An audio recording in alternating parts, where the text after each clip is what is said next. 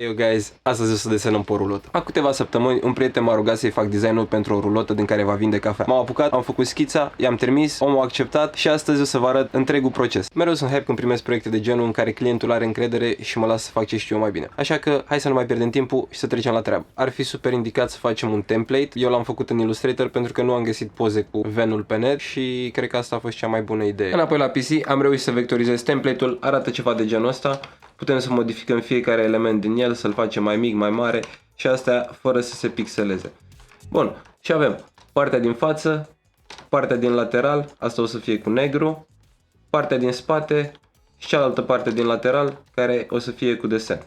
Odată ce am terminat asta, am pus schița care arată ceva de genul ăsta, spate, lateral și față. Am încercat să fac ceva cu culori vii, un cer senin, multă vegetație, câteva personaje, iepurul ăsta care pune cafea. Gata template-ul, gata schița, haide să spălăm rulota.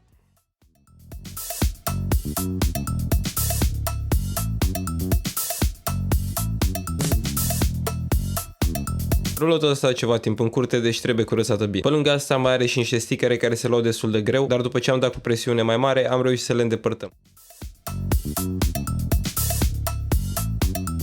A durat ceva să curățăm toată rulota, așa că după ce am șters-o puțin, am lăsat-o să se usuce și am făcut o mică pauză de masă. Înainte să ne apucăm de desenat, trebuie să mascăm fiecare zonă pe care nu dorim să fie vopsea cu scoci de hârtie.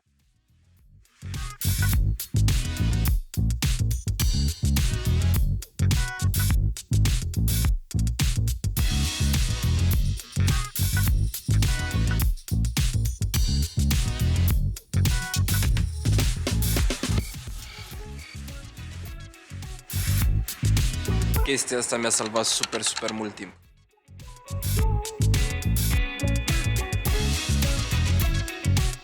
După ce ne-am asigurat că toată duba a fost mascată corespunzător, putem să trecem la schiță. Îmi doresc să livrez cea mai bună versiune a acestui desen, așa că pentru asta o să folosesc un proiector ca să mă asigur că toate elementele sunt la locul lor. Pentru schiță și fil o să folosim Montana Black, așa că hai să dăm drum. Dar înainte să ne apucăm de vopsit, să nu uităm de mască. Am început în partea stângă spre dreapta și ușor o să urmez outline-ul original. O să merg pe culori vii, turcoaz și verde, mereu arată bine împreună, dacă mai bagi și niște roz arată top. Pentru schiță am folosit Skinny Cap cu o culoare care să se vadă pe rulotă. Nu uitați să purtați o mască atunci când dați cu spray pentru că este foarte toxic.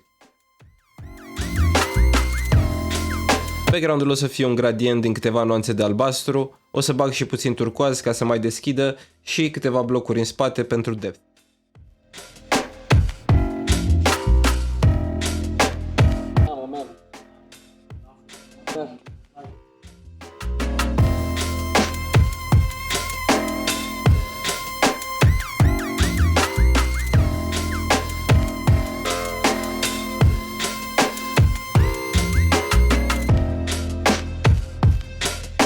Frunzele și restul vegetației o să fie în diferite nuanțe de verde, printre care am mai preserat niște roz. Chiar dacă am dat background-ul la început, trebuie să avem grijă la fil pentru că în spate e un gradient, iar dacă se strică va fi o bătaie de cap mult mai mare să-l refacem.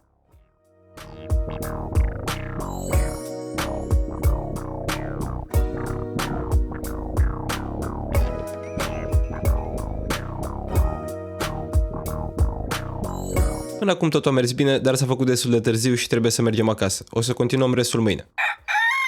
Aseară am terminat cu proiectorul și cu schița, astăzi este o nouă zi, așa că haideți să trecem la film. Am mai rămas câteva elemente de umplut, dar astăzi sper că o să termin mare parte din desen. Momentan doresc să termin cu umbrele ca să putem să trecem la celelalte fețe ale rulotei.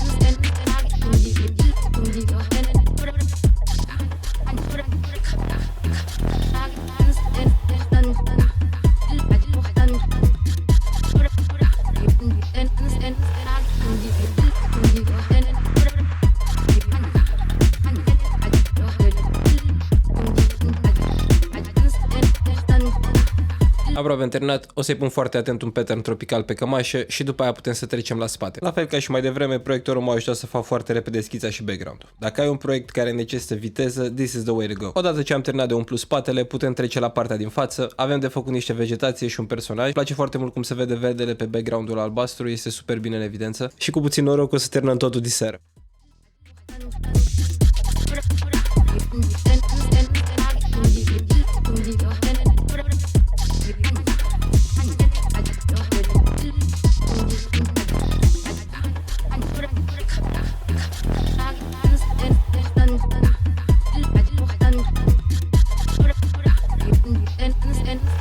Am terminat și aici de umplut, acum urmează umbrele, o să folosesc câte 2 nuanțe pentru fiecare frunză, oricum ele sunt nuanțe diferite de verde, iar după ce o să-i bag outline-ul o să iasă super bine în evidență. Sunt foarte fericit de cum a ieșit și nu vine să cred că suntem atât de aproape să terminăm.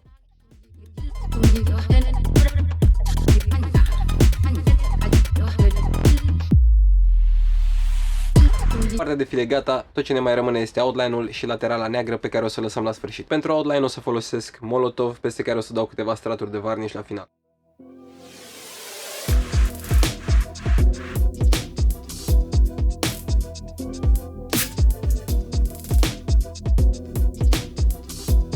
Pot spune că asta este partea mea preferată din tot procesul. Fiecare element începe să prindă formă, e ca și cum ai intra într-o trans. În general fac prima dată conturul exterior ca să-mi dau seama de grosimea liniei, apoi continuu cu ce e în interior.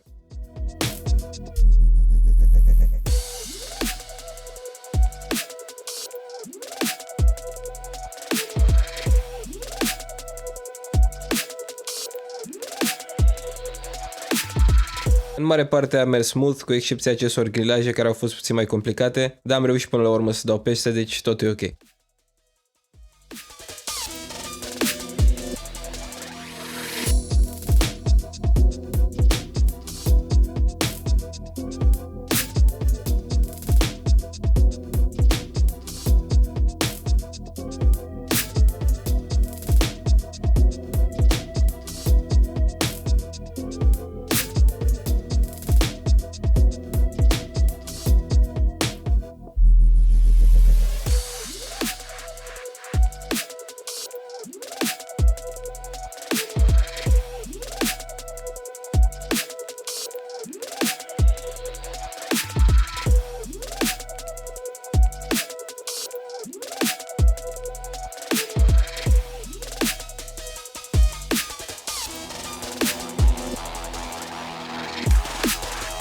Spre sfârșit am curățat liniile și m-am asigurat că sunt în regulă. Dar aveam un singur gând în cap, cum facem acoperișul. A trebuit să improvizăm o extensie pentru spray, formată dintr-un braț de mătură, un desfăcător de vin și niște bandă de scoși gri. Zombie Apocalypse ain't got nothing on me.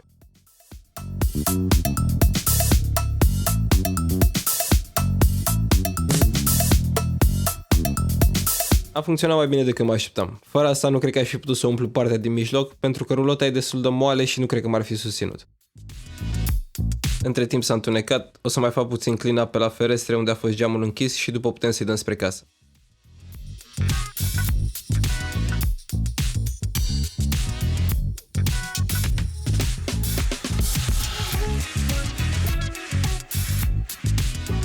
Am terminat cu detaliile și outline-ul, astăzi o să trecem pe partea cealaltă a dubei, o să folosim asta ca să putem să tragem liniile drepte. Partea asta o să fie mai simplă ca design, o să colorez liniile portocaliu, iar deasupra o să vină niște text. Ideea e că atunci când se va deschide, clienții vor cumpăra din partea neagră, iar mai apoi vor fi luați în surprindere de partea colorată. Smart!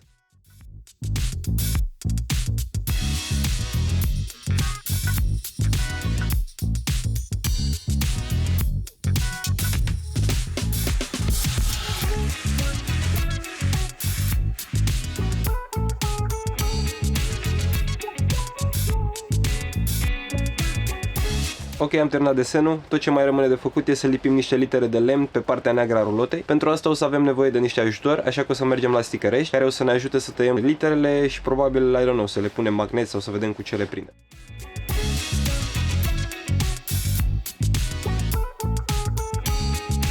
După ce am luat literele de la sticărești și am aliniat magneții, e momentul să aplicăm niște adeziv. Am pus mai mult pentru că rulota are niște dungi dubioase și dacă e puțin nu prea se prinde ok. Am încercat cu un adeziv înainte de acesta și nu au rămas la locul lor.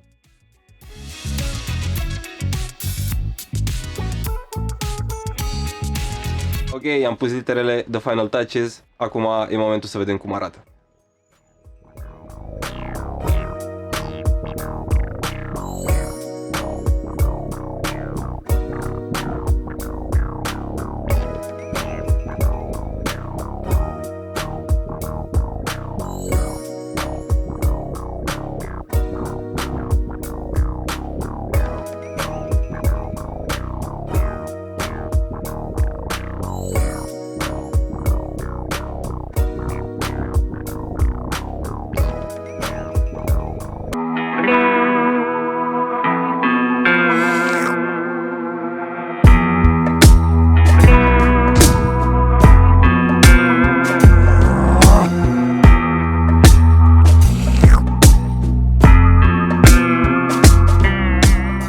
Cam asta a fost video de astăzi, nu uitați să dați un like și un subscribe, iar dacă v-a plăcut, aștept părerile voastre în comentarii. Până data viitoare, ne vedem tot aici la The Bunny Network.